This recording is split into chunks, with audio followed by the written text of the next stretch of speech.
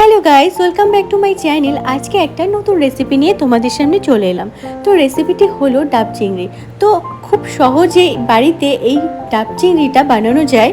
তো আমি আজকে এই ডাব চিংড়িটা কীভাবে বানাই চলো তোমাদেরকে দেখাই। তো ভিডিওটি কিন্তু তোমরা সাথে থেকো আর আমার পাশে থেকো। আশা করছি তোমাদের ভিডিওটি খুব ভালো লাগবে।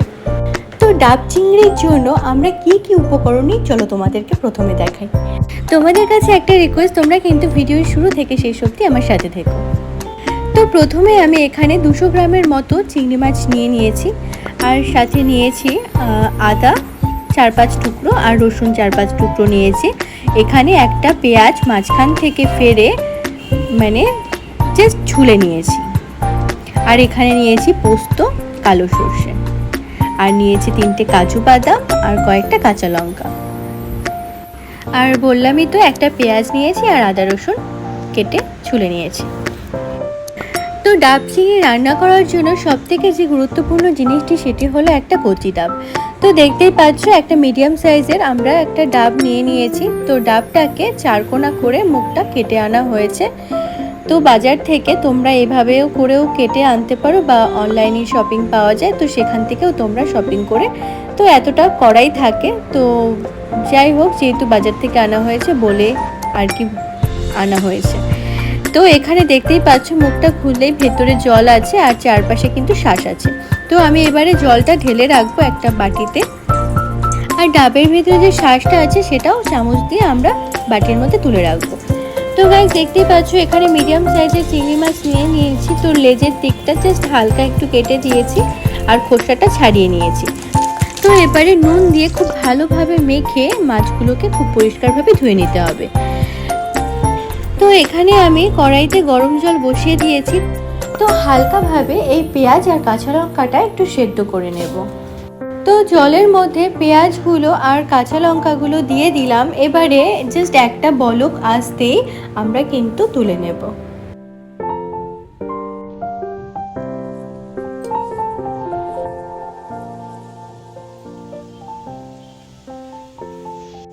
তো গাইস দেখতেই পাচ্ছ যে পেঁয়াজ আর কাঁচা লঙ্কাটা হালকাভাবে সেদ্ধ হয়ে গেছে। তো এবার আমি হাতা দিয়ে তুলে নেব। তো তুলে নিলাম। এবারে ডিরেক্ট মিক্সিতে দিয়ে দেব। তো তার সঙ্গে দিয়ে দেব আদা রসুন আর কাজু বাদাম, আর সাথে দিয়ে দেব কিছু পোস্ত আর কালো সর্ষে। তো সব কিছু আমি মিক্সিতে দিয়ে দিলাম। তো এবারে কিন্তু মিক্সিতে একটুখানি নারকেলের জল অ্যাড করে মিক্স করে নেব। তো তোমরা চাইলে এখানে জলও অ্যাড করতে পারো, কিন্তু নারকেলের জলটা দিলে টেস্টটা কিন্তু দ্বিগুণ আসে। তো এবারে মিক্স করে নেব। আর এদিকে দেখতেই পাচ্ছ যে জলটা বের করে নেওয়ার পরে তো ডাবের ভেতরে যে শ্বাস আছে সেটা চামচ দিয়ে একটু একটু করে বের করে নেব। আর এদিকে আমাদের চিংড়ি মাছগুলো খুব ভালোভাবে ধোয়া হয়ে গেছে। তো এবারে ম্যারিনেট করতে হবে। তো শুধুমাত্র নুন দিয়েই আমি ম্যারিনেশন করে নিলাম। যেহেতু ডাব চিংড়ির রেসিপিটি হবে তো সেই জন্য কিন্তু হলুদটা আমরা দিচ্ছি না। তো কড়াই বসিয়ে দিয়েছি। তো কড়াই গরম হয়ে গেছে। তো এবারে দিয়ে দেব সর্ষের তেল। তো সর্ষের তেলটা যখন একটু গরম হতে শুরু করবে, মানে ধোয়া উঠছে, তো আমরা কিন্তু গ্যাসটা বন্ধ করে দেব। তো তাতে কি হবে, চিংড়ি মাছের যে একটা ফ্লেভার আছে সেটা কিন্তু আলাদা রকম আসবে। তো দেখতেই পাচ্ছ তো গ্যাসটা লো ফ্লেমে রেখে মাছগুলো জাস্ট একটু একটু করে হালকাভাবে ভেজে নেব। তাতে কিন্তু হালকা একটা কালার আসবে। তো গাইস দেখতেই পাচ্ছ এক পাশটা কিন্তু খুব সুন্দর একটা কালার চলে এসেছে। তো এবারে কিন্তু চিংড়ি মাছগুলোকে এক এক করে সবগুলো উল্টে দেব।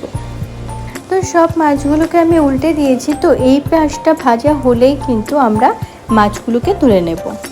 তো গাইস দেখতেই পাচ্ছ পুরো কিন্তু কালার চলে এসেছে। তো এবারে কিন্তু আমরা মাছগুলো তুলে নেব। তো এক এক করে আমি চিংড়ি মাছগুলোকে থালার মধ্যে তুলে নিলাম।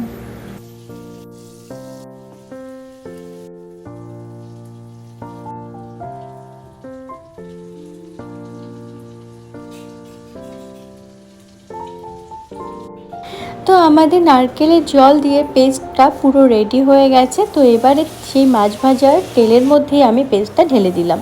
তো এবারে সামান্য একটু জল অ্যাড করে খুব ভালোভাবে মশলাটাকে কষিয়ে নেব।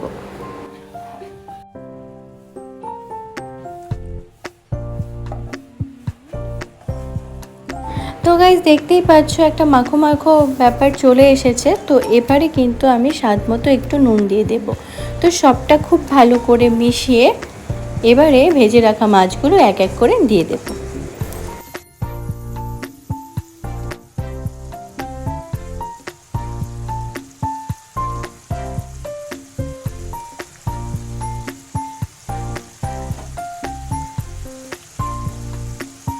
তো এক এক করে আমি সব ভাজা চিংড়ি মাছগুলো দিয়ে দিলাম। এবারে একটু নাড়াচাড়া করে সবটা মিশিয়ে একটু কুক করে নেব। তো আমাদের ডাব চিংড়ির গ্রেভিটা একদম পারফেক্টভাবে তৈরি হয়ে গেছে। তো এবারে সামান্য একটু সর্ষের তেল দিয়ে আমরা গ্রেভিটাকে নামিয়ে নেব। তো ডাব চিংড়ির জন্য কিন্তু আমাদের 50% কুক কমপ্লিট হয়ে গেছে। তো আরও 50% বাকি আছে।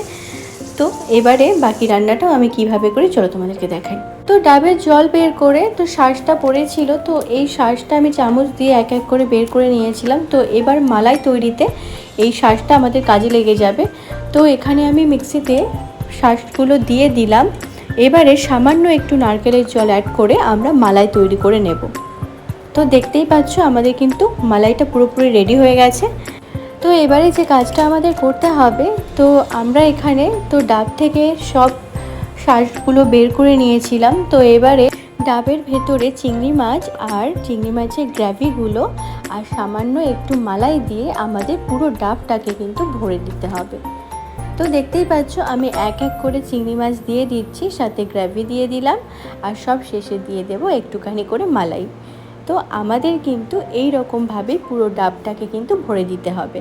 আর ডাবটা আটকানোর জন্য আমি কিন্তু একটুখানি আটা মেখে নিয়েছি। তো গাইস দেখতেই পাচ্ছ যে আমাদের কিন্তু ডাবটা পুরোপুরি ভর্তি হয়ে গেছে। তো এবারে সামান্য একটু গ্রেভি দিয়ে সব শেষে একটু মালাই দিয়ে কিন্তু ডাবের মুখটা আমাদেরকে এবারে আটকে দিতে হবে। তো সব শেষে আমি একটুখানি মালাই দিয়ে দিলাম। তো এবারে ডাবের মুখটা আটকে দিয়ে চারপাশটা কিন্তু আমার আটা দিয়ে আটকে দিতে হবে।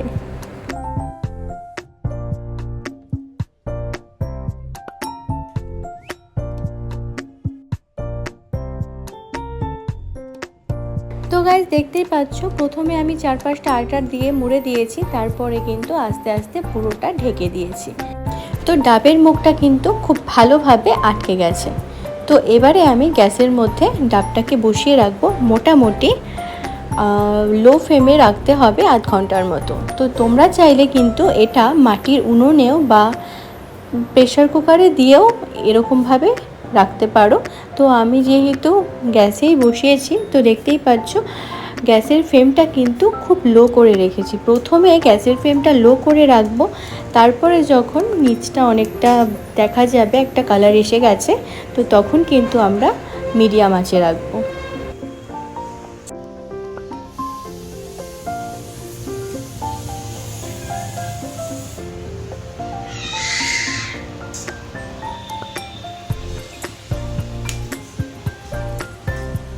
তো গাইস দেখতেই পাচ্ছ ডাবের নিচটা কিন্তু একটা সুন্দর কালার চলে এসেছে। এবার গ্যাসের ফ্লেমটা কিন্তু হাই টু মিডিয়াম করে দেব। তো এবারে কিন্তু কুকটা খুব ভালো হবে। তো 30 মিনিট হয়ে গেছে। তো দেখতেই পাচ্ছ একটা ফুটন্ত ভাব দেখা যাচ্ছে চারপাশ থেকে। তো এবারে কিন্তু আমরা নামিয়ে নেব। আমাদের কিন্তু ডাব চিংড়ি পারফেক্টভাবে তৈরি হয়ে গেছে। তো দেখতেই পাচ্ছ ডাবের মুখটা আমি খুলে দিয়েছি। এদিকে কিন্তু খুব সুন্দর একটা ধোঁয়া বেরিয়েছে আর ভেতরটা খুব সুন্দর গ্রেভি হয়েছে। তো ভেতর থেকে খুব মিষ্টি একটা গন্ধ বেরিয়েছে যেহেতু মালাইটা দেওয়া হয়েছে। তো আমাদের কিন্তু ডাব চিংড়ি পারফেক্টভাবে রেডি হয়ে গেছে। তো তোমরা কিন্তু এই রেসিপিটা ফলো করে বাড়িতে একদিন অবশ্যই ট্রাই করে দেখো। আশা করছি তোমাদের ভীষণ ভীষণ ভালো লাগবে। আর এই টেস্টটা তোমরা যদি একবার খেয়ে দেখো, অন্য কোনো রেসিপি কিন্তু তোমাদের আর ভালোই লাগবে না, কারণ রেসিপিটা এতটা সুন্দর হয় খেতে যে তোমাদের কি বলবো। তো তোমরা প্লিজ একদিন ফলো করে এই রেসিপিটি বানিয়ে দেখো। আশা করছি তোমাদের ভীষণ ভীষণ ভালো লাগবে। তো আজকের তোমাদের ভিডিওটি ঠিক কেমন লাগলো অবশ্যই কিন্তু আমাকে কমেন্ট বক্সে মেনশন করো। তো আজকের মতো ভিডিওটি আমি এখানেই শেষ করছি। তো তোমরা ভালো থেকো, সুস্থ থেকো। আর এখনও অবধি যারা আমার চ্যানেলটিকে সাবস্ক্রাইব করোনি, আমার চ্যানেলটিকে সাবস্ক্রাইব করে দিও, পাশে থাকা বেল আইকনটি প্রেস করে দিও, যাতে আমার নতুন নতুন ভিডিওগুলো খুব তাড়াতাড়ি তোমাদের কাছে পৌঁছে যায়। আর যারা আমার প্রতিদিনের ভিডিও দেখো তারা ভিডিওটাকে একটা লাইক কমেন্ট শেয়ার করে দিও। তো আজকের মতো টাটা, আবার দেখা হচ্ছে নতুন কোনো রেসিপি নিয়ে। তো তোমরা ভালো থেকো, সুস্থ থেকো। Thanks for watching.